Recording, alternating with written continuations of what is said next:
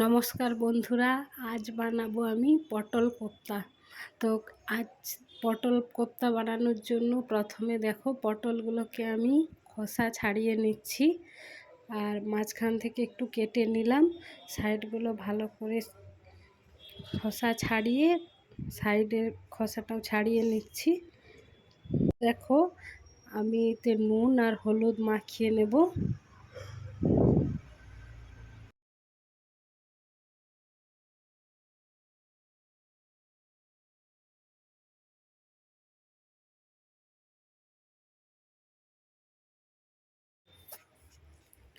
দেখো এবার আমি কড়াই তেল গরম করে নিয়েছি, একে একে পটলগুলো সব দিয়ে দেব ভাজার জন্যে। ভালো করে ভেজে নেব।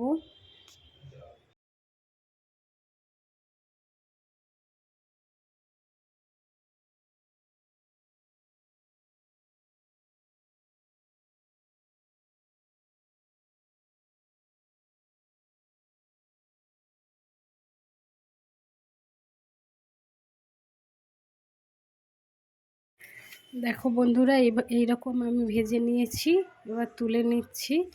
এরপর আমি একটা মশলা বানিয়ে নেব। দেখো পেঁয়াজ দিয়েছি, এতে রসুন আর টমেটো দিয়েছি, মিক্সিতে পেস্ট করে নিয়েছি। এবার পেস্টটা আমি তেল গরম হওয়ার পর দিয়ে দিলাম। তারপরে মশলাটা ভালো করে আমি কষিয়ে নেব। এই দেখো মশলাটা আমি কষানোর সাথে সাথে হলুদ দিলাম, স্বাদ মতো নুন দিলাম। এরপর আমি দেব লঙ্কা গুঁড়ো। এই যে লঙ্কা গুঁড়ো দিয়ে দিয়েছি। এবার সুন্দর করে কষিয়ে নেব মশলাটাকে। এবার মশলাটাকে ভালো করে কষানোর সাথে সাথে একটু আমি গুঁড়ো মশলা দিয়েছি, জিরা আর গরম মশলা। এটা হোমমেড তৈরি করেছি বাড়িতেই। দিয়ে এবার যত প্রয়োজন মতো জল দিয়েছি। এবার আমি জলটা ফুটে যাওয়ার পর মশলাটা তৈরি হয়ে গেছে। এবার আমি পটলগুলো দিয়ে দিলাম। এবার নেড়ে একটুক্ষণ চাপা দিয়ে দেব পটল সেদ্ধ হওয়া পর্যন্ত।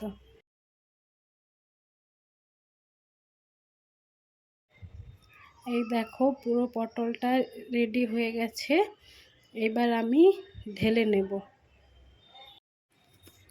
এরপর আমি ঢেলে নিচ্ছি। ঢেলে নেওয়ার পর আমার ছেলেকে খেতে দিয়েছি। আমার ছেলে খেয়ে তোমাদের বলবে কেমন হয়েছে রেসিপিটা।